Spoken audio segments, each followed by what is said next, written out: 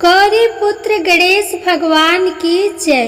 जय श्री कृष्णा, राधे राधे। आप सभी भक्तजनों को भाद्रपद मास के कृष्ण पक्ष की अजा एकादशी व्रत की हार्दिक शुभकामनाएं। आज के इस वीडियो में आप सुनेंगे अजा एकादशी व्रत की कथा, एकादशी माता की कथा और एकादशी माता की आरती। अजा एकादशी की इस पवित्र कथा को सुनने से मनुष्य के सभी पाप और संकट कट जाते हैं और मनोकामनाओं की पूर्ति होती है तथा वैकुंठ की प्राप्ति होती है। तो आइए भगवान श्री लक्ष्मी नारायण जी के चरणों का ध्यान करते हुए इस पावन कथा को सुनते हैं। अर्जुन ने भगवान श्री कृष्ण जी से कहा, हे पुंडरीकाक्ष, अब आप कृपा करके मुझे भाद्रपद मास के कृष्ण पक्ष की एकादशी के विषय में भी बताइए। इस एकादशी का क्या नाम है तथा इसके व्रत का क्या विधान है? इसका व्रत करने से किस फल की प्राप्ति होती है? तब भगवान श्री कृष्ण जी ने कहा, हे कुंती पुत्र, भाद्रपद माह के कृष्ण पक्ष की एकादशी को आजा एकादशी कहते हैं। इसका व्रत करने से सभी पाप नष्ट हो जाते हैं। जो मनुष्य इस दिन श्रद्धा पूर्वक भगवान का पूजन करते हैं, उनके सभी पाप नष्ट हो जाते हैं। इस लोक और परलोक में मदद करने वाले इस संसार में दूसरा कोई व्रत नहीं है। अब आप ध्यान पूर्वक इस एकादशी का महात्म्य श्रवण करो। पौराणिक काल में भगवान श्री राम के वंश में अयोध्या नगरी में एक चक्रवर्ती राजा हरिश्चंद्र नाम के एक राजा हुए थे। राजा अपनी सत्य निष्ठा और ईमानदारी के लिए प्रसिद्ध थे। एक बार देवताओं ने इनकी परीक्षा लेने की योजना बनाई। राजा ने स्वप्न में देखा कि ऋषि विश्वामित्र को उन्होंने अपना राजपाठ दान कर दिया है। सुबह विश्वामित्र वास्तव में उनके द्वार पर आकर कहने लगे, तुमने स्वप्न में मुझे अपना राज्य दान कर दिया है। राजा ने सत्यनिष्ठ व्रत का पालन करते हुए संपूर्ण राज्य विश्वामित्र को सौंप दिया। दान के लिए दक्षिणा चुकाने हेतु राजा हरिश्चंद्र को पूर्व जन्म के कर्म फल के कारण पत्नी, बेटा एवं खुद को बेचना पड़ा। हरिश्चंद्र को एक डोम ने खरीद लिया जो शमशान भूमि में लोगों के दाह संस्कार का काम करवाता था। स्वयं वह एक चंडाल का दास बन गया। उसने उस चंडाल के यहाँ कफन लेने का काम किया, किंतु उसने इस आपत्ति के काम में भी सत्य का साथ नहीं छोड़ा। अब इसी प्रकार उसे कई वर्ष बीत गए तो उसे अपने इस नीच कर्म पर बड़ा दुख हुआ और वह इससे मुक्त होने का उपाय खोजने लगा। वह सदैव इसी चिंता में डूबा रहता कि अब मैं क्या करूं, किस प्रकार इस नीच कर्म से मुक्ति पाऊं। एक बार की बात है, वह इसी चिंता में बैठा था कि गौतम ऋषि उसके पास पहुँचे। राजा हरिश्चंद्र ने उन्हें प्रणाम किया और अपनी दुख भरी कथा सुनाने लगा। राजा हरिश्चंद्र की दुख भरी कथा सुनकर महर्षि गौतम भी अत्यंत दुखी हुए और उन्होंने राजा से कहा, हे राजन, भादो के कृष्ण पक्ष की एकादशी का नाम अजा एकादशी है। तुम इस एकादशी का विधान पूर्वक व्रत करो तथा रात्रि को जागरण करो, इससे तुम्हारे सभी पाप नष्ट हो जाएंगे। महर्षि गौतम इतना कहकर अलोप हो गए। अजा नाम की एकादशी आने पर राजा हरिश्चंद्र ने महर्षि के कहे अनुसार विधान पूर्वक उपवास तथा रात्रि जागरण किया। इस व्रत के प्रभाव से राजा के सभी पाप नष्ट हो गए। उस समय स्वर्ग में नगाड़े बजने लगे तथा पुष्पों की वर्षा होने लगी। उसने अपने सामने ब्रह्मा, विष्णु, महेश तथा देवेंद्र आदि देवताओं को खड़ा पाया। उसने अपने मृतक पुत्र को जीवित तथा अपनी पत्नी को राजसी वस्त्र तथा आभूषण से परिपूर्ण देखा। व्रत के प्रभाव से राजा को पुनः अपने राज्य की प्राप्ति हुई। वास्तव में एक ऋषि ने राजा की परीक्षा लेने के लिए ही यह सब माया रची थी, परंतु आजा एकादशी व्रत के प्रभाव से ऋषि द्वारा रची गई सारी माया समाप्त हो गई और अंत समय में राजा हरिश्चंद्र सब परिवार स्वर्ग लोक को गया। अंत में भगवान श्री कृष्ण ने कहा, हे राजन, ये सब आजा एकादशी के व्रत का प्रभाव था। जो मनुष्य इस उपवास को विधान पूर्वक करते हैं तथा रात्रि जागरण करते हैं, उनके सभी पाप नष्ट हो जाते हैं और अंत में स्वर्ग को प्राप्त करते हैं। इस एकादशी व्रत के श्रवण मात्र से ही अश्वमेघ यज्ञ के फल की प्राप्ति होती है। इस कथा का सार है कि मनुष्य को भगवान के प्रति पूर्ण श्रद्धा रखनी चाहिए। जटिल परिस्थितियों में भी जो मनुष्य सत्य का मार्ग नहीं छोड़ते, वे अंत में स्वर्ग को प्राप्त होते। प्रिय श्रोतागण, अब आइए एकादशी माता की कथा एवं आरती को सुनते हैं। एक राज्य में एक राजा रहा करते थे। राजा बहुत ही बुद्धिमान और बलशाली था। राजा सदा ही अपनी प्रजा का बहुत अच्छे से ध्यान रखता था। प्रजा भी राजा को बहुत पसंद करती थी। राजा की 2 बेटियां थीं। राजा अपनी दोनों बेटियों से बहुत प्रेम करता था। राजा की छोटी बेटी देखने में बहुत सुंदर और आकर्षित थी और राजा की बड़ी बेटी छोटी बेटी के मुकाबले थोड़ी कम सुंदर थी। राजा की छोटी बेटी एकादशी माता की व्रत किया करती थी और सभी लोग राजा की छोटी बेटी से बहुत प्रेम करते थे और बहुत प्रशंसा किया करते थे। राजा भी अपनी छोटी बेटी को बड़ी बेटी के मुकाबले अधिक प्रेम करता था, जिसके कारण राजा की बड़ी बेटी अपनी छोटी बहन से ईर्ष्या करती थी। राजा की दोनों बेटियां जब विवाह योग्य हुई, तब एक पड़ोस के राजकुमार ने राजा की बड़ी बेटी के लिए रिश्ता लेकर आया। जैसे ही उस राजकुमार की नजरें राजा की छोटी बेटी पर पड़ी, तो वह राजकुमार राजा की छोटी बेटी पर आकर्षित हो गया और छोटी बेटी से पहली नज़र में ही प्रेम करने लगा।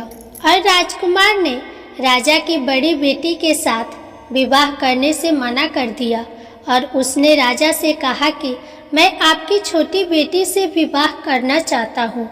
ये सब देखकर राजा की बड़ी बेटी अपनी छोटी बहन से और अधिक ईर्ष्या करने लगी और राजा की बड़ी बेटी ने अपनी छोटी बहन को अपना सबसे बड़ा दुश्मन मान लिया और अपनी छोटी बहन से बदला लेने का निश्चय किया और उसे जान से मारने का उपाय सोचने लगी।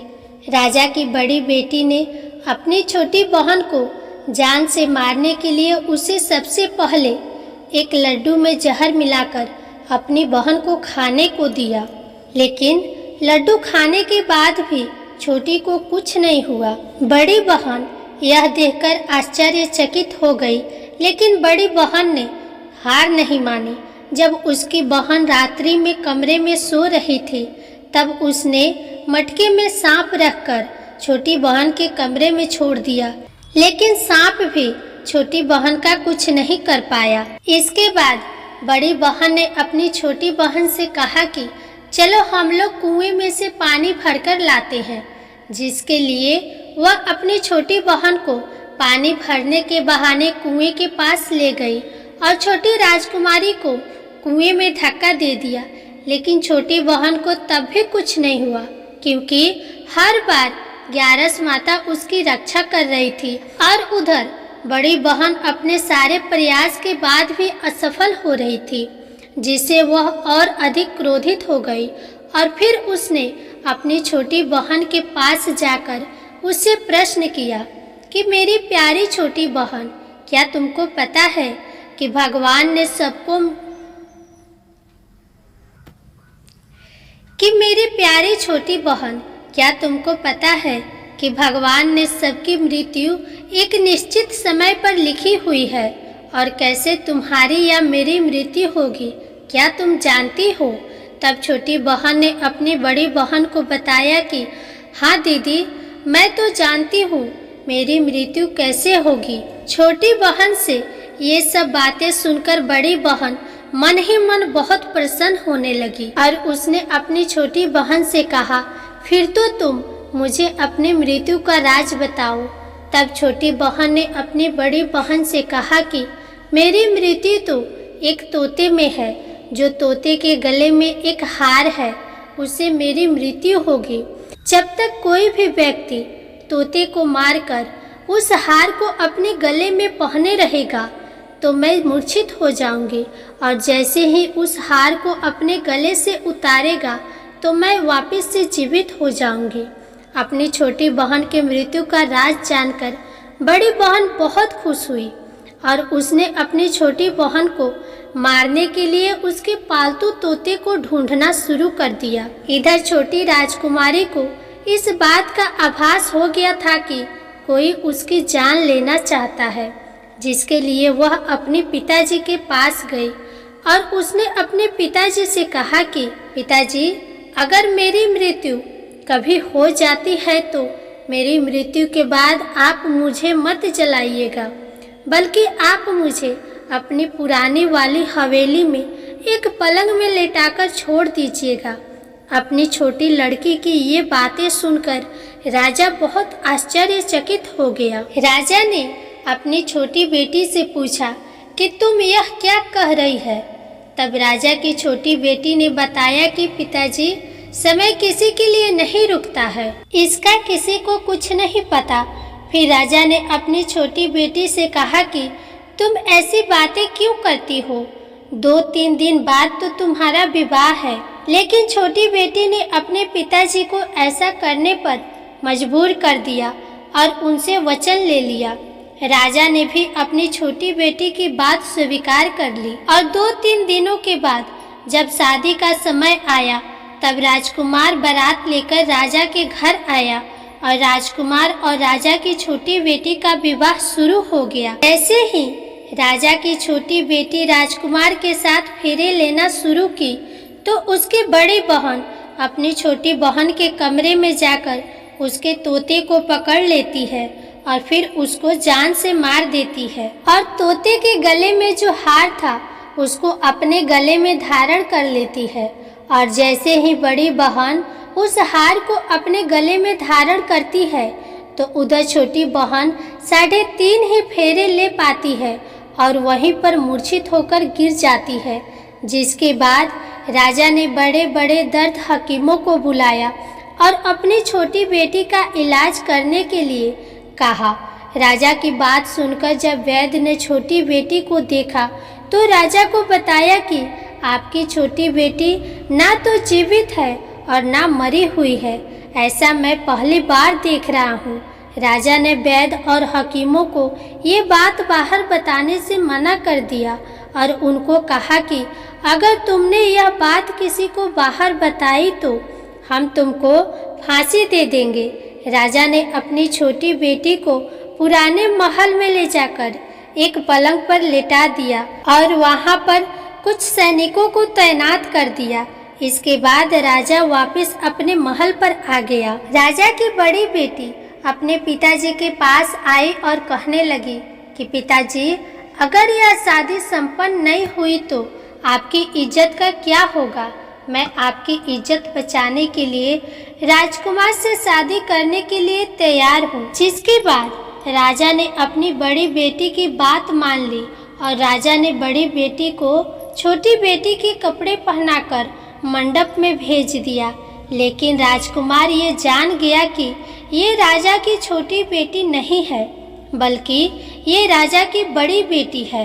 लेकिन जब राजकुमार ने शादी करने से मना किया तो सभी लोगों ने राजकुमार को बेबस करके राजा की बड़ी बेटी से बचे हुए फेरों को संपन्न करा दिया। विवाह संपन्न हुआ, जिसके बाद राजकुमार राजा की बड़ी बेटी को अपने महल में ले गया। विवाह होने के बाद राजकुमार उससे ना तो बातें करता था, ना उसे पसंद करता था और ना ही उसके हाथ के बने हुए खाना खाता था। राजकुमार ने यह फैसला लिया था कि वह अपनी प्रेमिका को ढूंढकर रहेगा और यह जानकर रहेगा कि उसके साथ क्या हुआ है। एक दिन राजकुमार अपने घोड़े पर सवार होकर राजा के पुराने महल के पास पहुंचा, जहां पर उसने कुछ सैनिकों को देखा। महल के पास पहुंचकर राजकुमार ने जब महल को ध्यान से देखा तो वह समझ गया कि ये तो हमारे ससुर जी का महल है। तब राजकुमार ने सैनिकों से पूछा कि तुम लोग यहाँ पर क्या कर रहे हो और इस महल के अंदर उस पलंग में कौन लेटा है। जिसके बाद सैनिकों ने बताया कि यहाँ पर राजा की छोटी बेटी लेटी है। यह सुनकर राजकुमार बहुत प्रसन्न हो गया और वह तुरंत अपनी प्रेमिका के पास पहुँच गया और उसकी सेवा करने लगा। जैसे ही रात हुई तो राजा की छोटी बेटी उठकर खड़ी हो गई।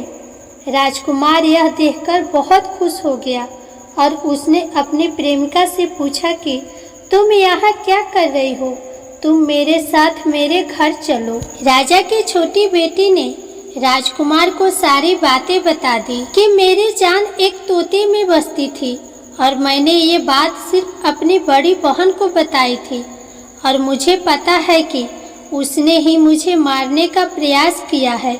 उसके पास एक हार है जिसको वह सुबह पहन लेती है और रात को उतार देती है। जब तक वो हार को पहनी रखती है तब तक मैं मूर्छित रहती हूँ और जैसे ही वह हार को उतार देती है तो मैं जीवित हो जाती हूँ और जब तक मेरी बड़ी बहन के पास वो हार रहेगा तब तक मैं ऐसे ही जीवित और मूर्छित होती रहूँगी। अगर मेरी बड़ी बहन के पास जो हार है वो मेरे हाथों लग जाए तो मैं हमेशा के लिए जीवित हो जाऊँगी।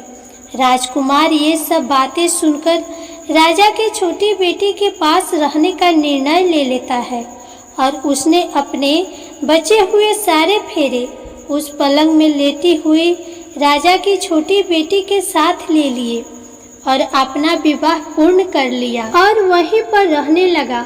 देखते ही देखते कुछ समय में राजा की छोटी बेटी और राजकुमार की पत्नी गर्भवती हो गई। एक दिन राजकुमार को किसी काम से बाहर जाना पड़ा।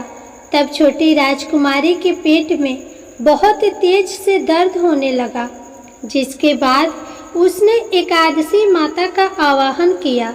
जिसके बाद एकादशी माता प्रकट हुई और उन्होंने अपने भक्त के दर्द को दूर किया और एक पुत्र की प्राप्ति करवाई और वहीं पर अचानक से राजकुमार भी आ गया। राजकुमार ने ग्यारस माता को देखा तो वह आश्चर्यचकित हो गया और उसने तुरंत ग्यारस माता को प्रणाम किया और ग्यारस माता ने राजकुमार से कहा, जब तुम्हारा पुत्र 5 वर्ष का हो जाए तो तुम आकर अपनी पत्नी का हार इसके गले में डाल देना। और देखते ही देखते राजकुमार और राजा की छोटी बेटी का पुत्र 5 वर्ष का हो जाता है। तो राजकुमार अपने बेटे से कहता है कि बेटा, मैं कुछ काम से बाहर जा रहा हूँ, तुम अपनी माता का ख्याल रखना। और वहाँ से चला जाता है। राजकुमार महल से बाहर निकल रहा होता है कि बड़ी बहन के सैनिक देख लेते हैं और बड़ी बहन को जाकर सारी बातें बता देते हैं। जिसके बाद बड़ी बहन छोटी बहन के पुत्र को वहाँ से उठवा लेती है और छोटी बहन के पुत्र के 2 टुकड़े करवा देती है। पहला टुकड़ा चक्के के पास छुपा देती है और दूसरा टुकड़ा अपने पलंग के नीचे रख लेती है। अब ग्यारस माता भिखारी का रूप लेकर आती है और बड़ी बहन के पास चली जाती है।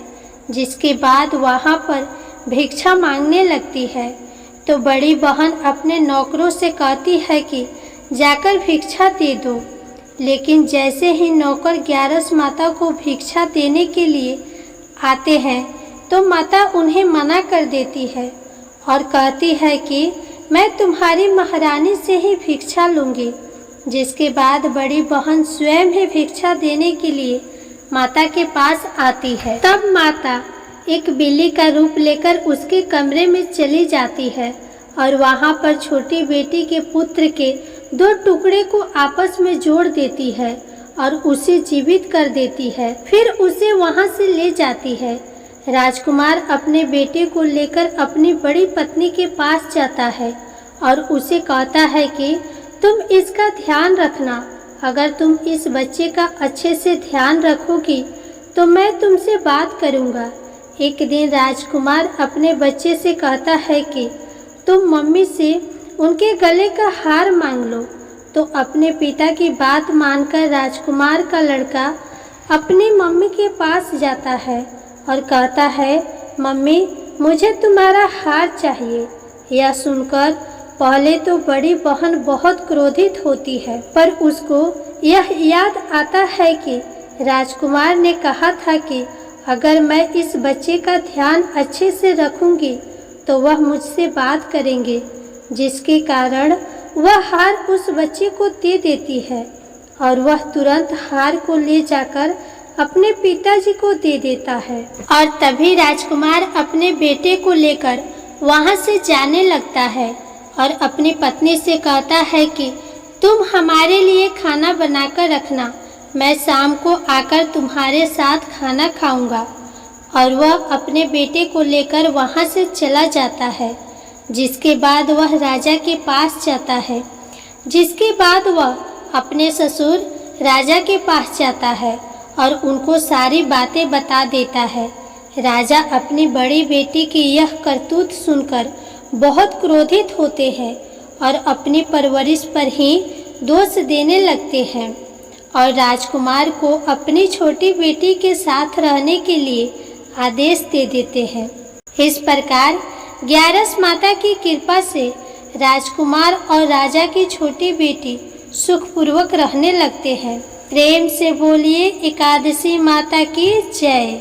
श्री लक्ष्मी नारायण भगवान की जय। तुलसी माता की जय।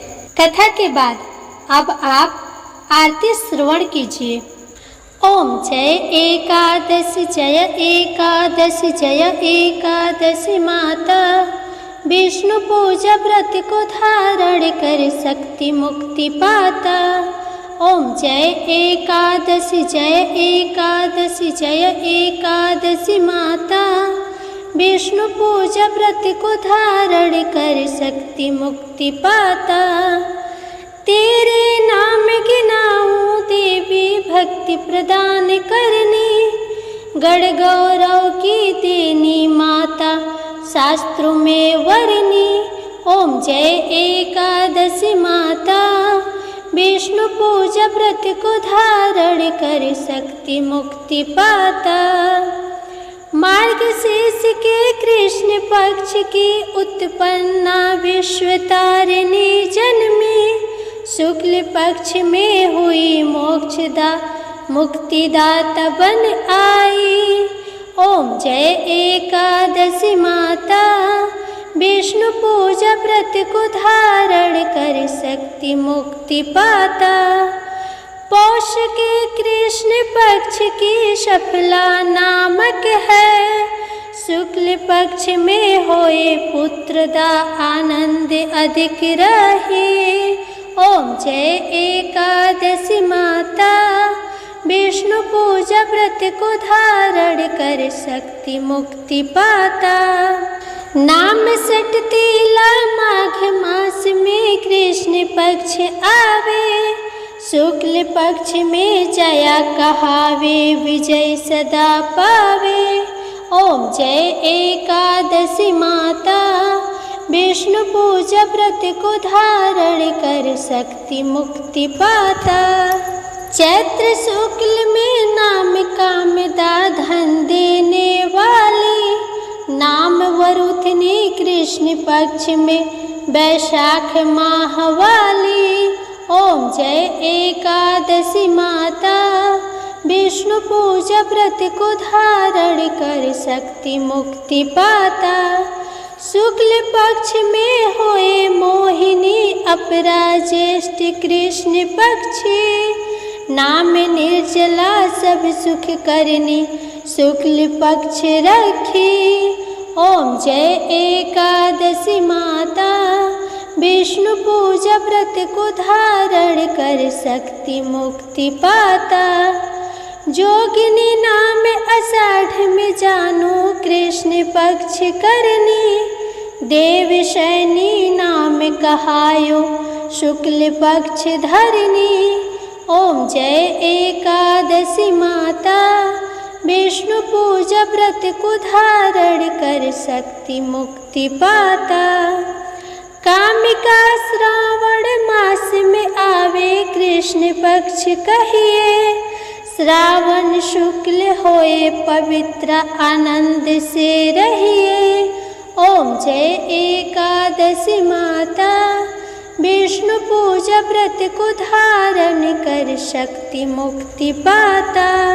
अजा भाद्रपद कृष्ण पक्ष की परवर्तिनी शुक्ला।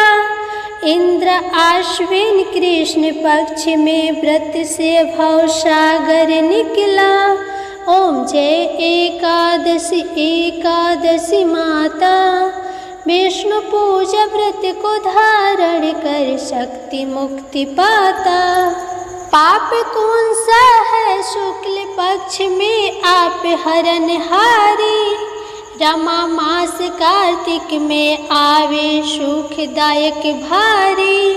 ओम जय एकादशी माता विष्णु पूजा व्रत को धारण कर शक्ति मुक्ति पाता। देव उठाने शुक्ल पक्ष की दुख नाशक मैया।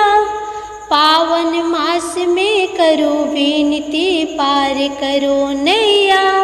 ओम जय एकादशी माता विष्णु पूजा व्रत को धारण कर शक्ति मुक्ति पाता। परमा कृष्ण पक्ष में होती जन मंगल करनी। शुक्ल मास में होए पद्मिनी दुख दारिद्र हरनी।